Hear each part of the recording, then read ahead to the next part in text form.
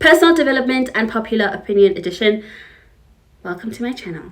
Greetings, beautiful soul, and welcome to my channel, The Optimist Hub. My name is Yanga. In today's video, I want to do at least 4 or 5 unpopular opinions that I have, which I don't think are necessarily new, but yeah, I just thought let me share. And yeah, I feel like I haven't done this I actually haven't had to sit down and shoot a video in over 2 weeks, I think. So this feels a little bit weird, but yeah, I know I posted a vlog. Was it last week? No, I think it was like 10 days ago. And yeah, anyway, I hope you catch up on that if you haven't. But otherwise, let's get into today's video. And before I get into today's video though, if you're new to this channel, please do subscribe down below. This channel is all about personal development and self-help. We're all about evolving and transcending into greater versions of ourselves. And so if this is your cup of tea and you'd like to indulge on more content, please do subscribe. Please do consider subscribing down below. And do leave a comment in the description box. Tell me what you thought of today's video. With that said, let's get into the video. Unpopular opinions. Personal Development Edition. Let's go. Okay, so the first, I wrote down some of these, you know, so I'll be looking down from time to time because I have this thing that I call chicken brain, which is basically like a lack of memory, I feel like. So, yeah, I will be looking down from time to time. Okay, the first one is, I know that there's this notion that rest is perceived as laziness, which I would like to debunk. Okay, this for me is ridiculous because we need to rest, right? The brain, the body, the soul, the spirit needs to rest, right? And so it's very important to know when it is time to work, to put in the, you know, the energy to hustle, and I feel like we live in a hustle you know, cultured generation where it's all about go, go, go, you know, and I think sometimes we forget the importance of rest. It is very important to rest. It is very important to take time away, to step away, to you know, just rest. Put yourself in a position where, you know, just honestly, for your mental health more than anything, for your mental health, for your sanity, for your peace of mind, and just for the peace, your peace in general, right? So that would be the first one I would like to debunk. Guys, overworking is not, it's not cool. It affects your body. It affects each and every tiny cell that is buzzing in your body. It affects it. So yes, there's time to work and we should show up for sure, but there's also time for rest. There's time for recuperating. There's time for hibernating, you know.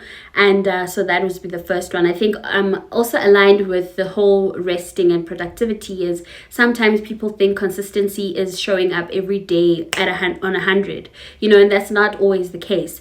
Sometimes your 100% in that day could just be 10%, but as long as you show up, right, that is also one of the things that I want to debunk. Is showing up is not being 100% all the time. If you are able to give 2%, you only have capacity for 2% in that moment, and you are able to show up as best as you can. Look, what all that matters is showing up as best as you can. Like, still be intentional with showing up, right? Whether it's 2%, 5%, 10%, or even 100% in that day, as long as the intention right there is to be the best version of yourself, is to show up as the best version of yourself without compromising rest, without compromising yourself, your joy, your peace of mind, right? Without overstepping your own boundaries as well, right? Speaking of boundaries, people pleasing. That's another thing I would like to say. And I think you've heard this a lot of the times, right? People pleasing should be something that we just get rid of as a society. Oftentimes it seems like we tend to do things or live for people's approvals and validations, and honestly, time for that is over, right? We ought to be our own blueprint. We ought to set the standards for ourselves.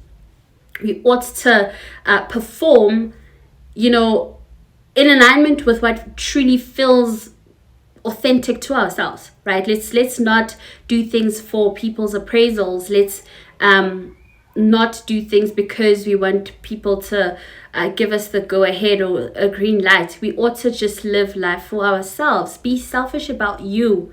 You know, I think oftentimes there's another thing I would like to debunk as well.